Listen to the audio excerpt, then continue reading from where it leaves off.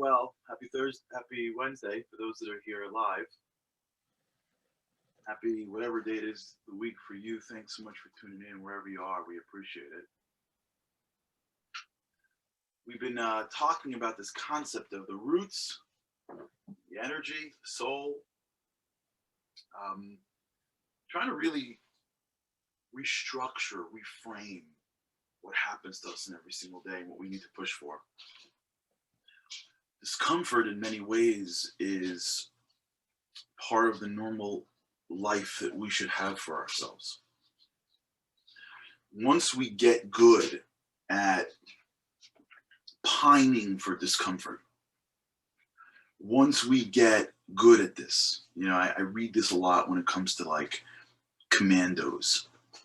When you read the lives of healthy commandos, and I mean that very specifically, unfortunately, there are commandos and all soldiers that go through the army system and really suffer for very long afterwards. There's this entire thing happening now in Israel.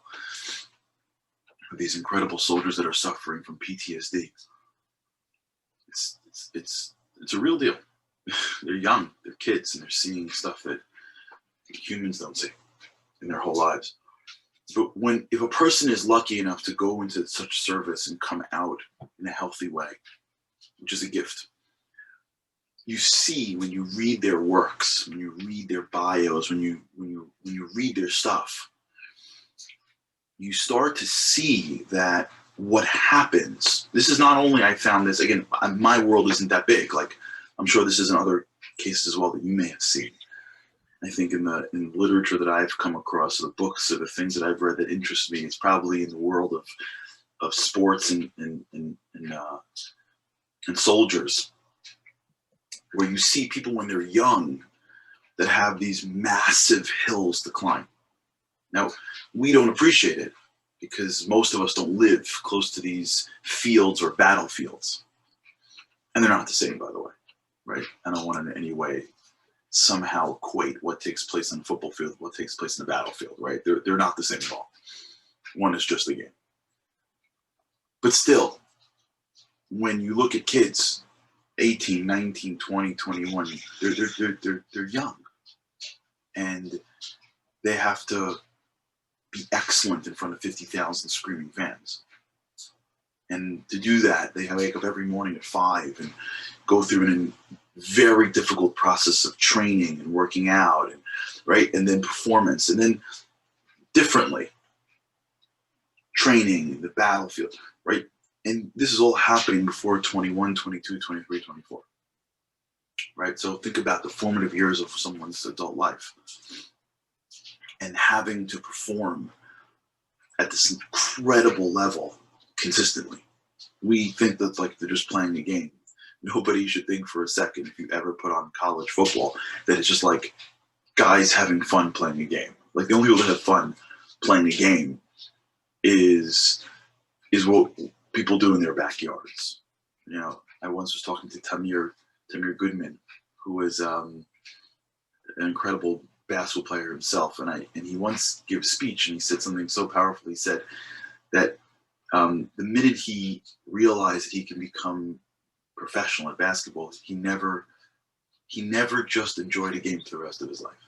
He enjoyed the game, but he never took a shot without thinking like, how do I make my shot better, right? Nobody should think that even people playing sports on TV, like just gets out there and like, let's have fun today.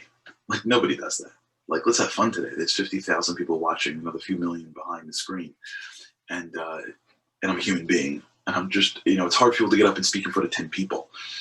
Try having to catch a ball coming at you with 2 people about to jam you in the ribs that you have to catch, or you'll never live it down for the rest of your life. Like, this is serious. Like, but you'll see when you read their works, when you read the works about them, that if they emerge in a healthy way, they can't live lives in which they are not uncomfortable consistently. They can't. They go crazy. They have to like push themselves in business or in sports, or they join marathons, or they can't. You see this with athletes that get injured. There are athletes that are in the middle of their careers and they get injured, and or soldiers, and they lose limbs, and they're still running marathons with synthetic limbs. Why? Because they just can't not be uncomfortable. They can't not push themselves every day. They can't. Their minds have tasted what it's like to feel the accomplishment of this comfort. That they can't go back to like just sort of like surviving. I once had a guy on the show, I forgot his name. I'm sure hopefully maybe in the future I'll remember. I had him on the radio show a couple of years ago. Let's see if Andy can figure out who it is, and I give him no details. Can you imagine? Andy's a magician. Let's see if he can figure out what's in my head, and not even in my conscious head, in my subconscious right now. Andy, here are the clues. Let's see if you can get it. He was the spokesman for Armatron. A bunch of years ago, he lost his arm and leg in a roadside explosion, and then went on to win multiple marathons. He was the spokesman for Armatron in one of their campaigns. I'm thinking like 5 years ago. Okay, let's see if you can find it. I think he was on the cover of Men's Health, I think, during that time. Armatron. Okay, as we continue this, my magician, my Wizard of Oz, will do his magic and see if I can come up with the name of this mysterious individual. So I had him on the, I don't think it's Bob Whelan. I had him on the show, and he spoke about, he was in a Jeep doing a patrol, I believe in Iraq, and he ran over a bomb, and it blew off his leg and I think his arm. Now, just as a shout out for Armatron, after when they recovered his limbs and everything with it, he had dog tags and other things, and the watch that he had on was an Armatron watch, and it was still going, which is then part of the story. He came back and became the spokesman for Armatron, which is a great company. So he spoke about what it was like when he got back to America, and he was literally losing it. He was such an incredible athlete. He had such a promising future. He was a soldier. He was decorated. He was good looking. He had like his life planned, and now he's sitting on the couch, missing limbs. Just to show you the Noah Galloway. Isn't Andy amazing? That took 2 seconds. Noah Galloway. Oh, it wasn't Andy. It was Leia. Wow, we have a new player that jumped in. Andy's got friends. Andy's got a team. Leia, congratulations. That was great. That was really great. See how as a group we make things happen. I love it. I love it. Noah Galloway. So he's sitting on the couch and he's losing it. I just want to show you just the sacrifice of our servicemen. We really need to appreciate. When you pass by a soldier, you should really say thank you for your service. Really. And they love it, by the way, because it's nice to be thanked. So he's telling me the story of how he's sitting on his couch and he's losing it. And he realizes, like, why do I have to? And through a whole miracle of science, he got a prosthetic limb and he started to train again and to run again. And you'll see if you look into his life, it's incredible. It's marathons, he's empowered. He's changed his life. Why?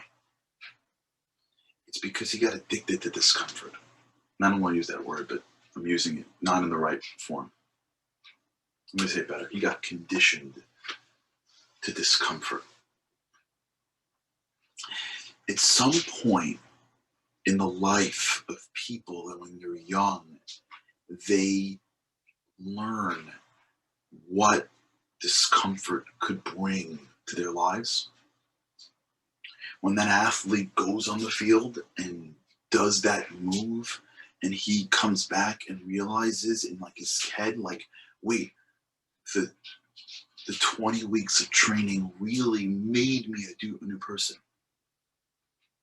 When the soldier maybe has a moment to breathe and realizes that, wow, when I train, I can really defend the world. And this happens in so many areas, but I just want to focus on these two. But it doesn't mean it's not applicable in other areas that you may be more familiar with. But we all know this. When the person pushes themselves day after day, like I said yesterday, invisible, invisible, invisible. The roots go deeper and deeper. The muscles get stronger and stronger, and it's invisible. The pain is invisible. I'm sorry, the growth is invisible. The pain is real. The growth is invisible, invisible, behind the surface, under the surface, under the surface. When someone gets it, and then there's a moment where they say, wait, I can see the growth.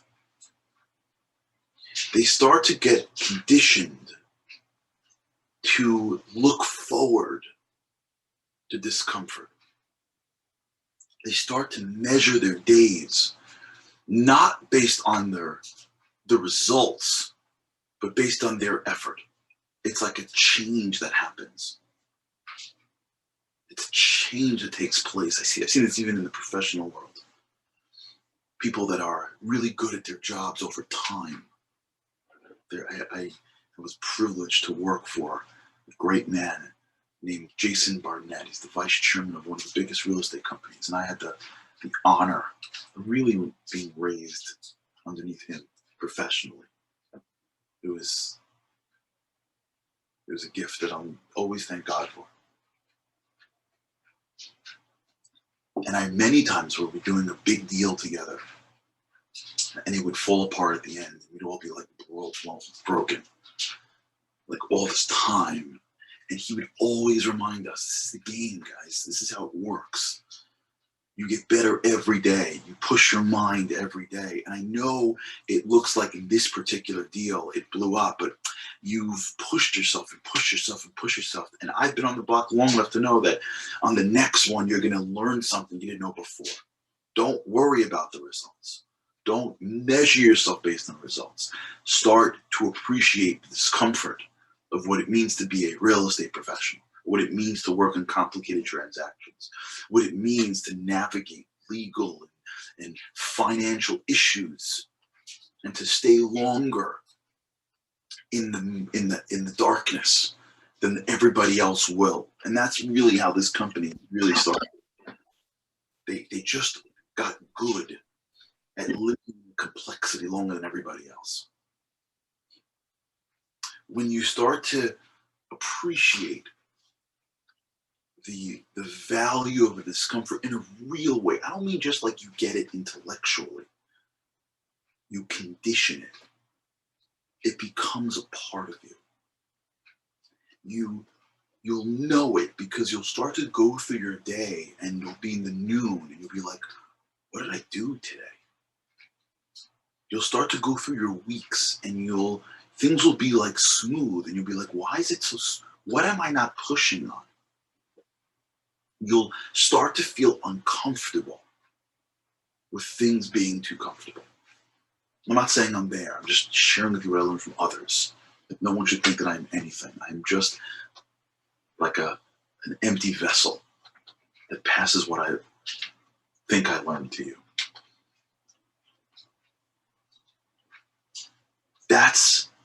It's a change that takes place in the mind of a human being that is one of the most important shifts in their path towards greatness. It's really the shift from survival to greatness. It's really what we've been talking about, which is the energy source and the difference between trying to be comfortable and knowing in your core that there's an energy out there that I want to tap into. And I think Michael just put it on the chat. Very much you see this when it comes to people that are training physically, because they can't describe it. You go to like a gym and see a weightlifter, like they're not gonna like sit down for the most part and like give you like a class on spirituality. But that weightlifter, even if like the guy's like a total like meathead and like he's listening to some like heavy metal, like that's louder, and he's pounding, protein shakes. Even if you take the most stereotypical weightlifter, and you say like, why are you doing this for? Like, why do you think that like your muscles can handle what you're about to lift? Like, don't you realize like there's going to be a limit? He'll tell you there's no limit. There's no limit to my muscles. And you're like, why? And he'll say like, I don't feel articulate, but he'll say like, because that's how the body's made. There's this incredible thing that no matter how much you push your muscles, if you do it correctly, it will grow back stronger.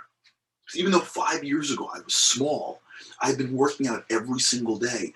And I've been doing it on the belief that if I can do it properly, there's an energy that will always make my muscles stronger. And I'm so conditioned to push that energy that when I come to a bench and I lift, and the lift was too easy, you see this all the time. You'll see a guy go to a bench and he'll lift, and in the middle of the lift, he'll get off and he'll throw more weight on because he's saying, "No, I'm not gonna be uncomfortable enough. I got to get to the energy. I don't get to get to the comfort." He's conditioned his mind to say, "I need to be uncomfortable because tapping into the energy that will grow my muscles is what I'm looking for." There's an excitement that starts to build. There's an anticipation that starts to build. And when we start to have eyes that can appreciate this in non-physical parts of our lives, it's easy to see it when you're at the gym because you look in the mirror. It's easy to see it when you're training because you can see how far you can run. It's hard to see it in a relationship. It's hard to see it as a parent or as a friend.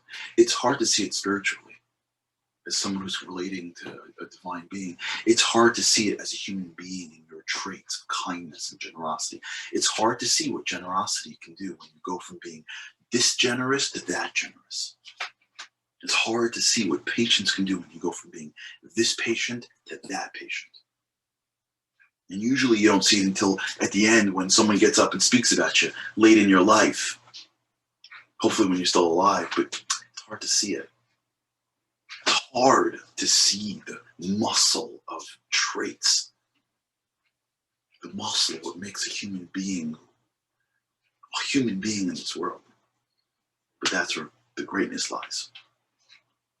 That's why people will go to sports and neglect their family, because I can at least measure sports. I can't measure benevolence to my own. But what I want to get to today is that I want us to start to get uncomfortable being too comfortable. So looking at our days and go, did I push myself today? Did I waste a day because I didn't push? Just like the guy would say when he comes out of that gym, how was your workout? He's like, I was a little too soft on myself today. I want us to start thinking that way too. I want to get to the end of our days and be like, how was my day? I was a little too soft on myself today. I really didn't do the hard things I should have done. Because as we start to change the excitement from I was comfortable and I got my results without expending too much effort to I was uncomfortable. I don't even know when the results are coming. I just got to measure my day by my ability to be properly uncomfortable. When we start to shift how we go from that to that level of enjoyment of the discomfort, we start to put ourselves in it again. All right, we'll talk about this. The happiness, if you will, of discomfort. I told you we'd get to joy before the end of April, right? I think we have like 2 days left. We'll get to joy. All right, with God's help. Okay, everybody, have an amazing day. And with God's help, I cannot wait to see you again tomorrow. Have a great day.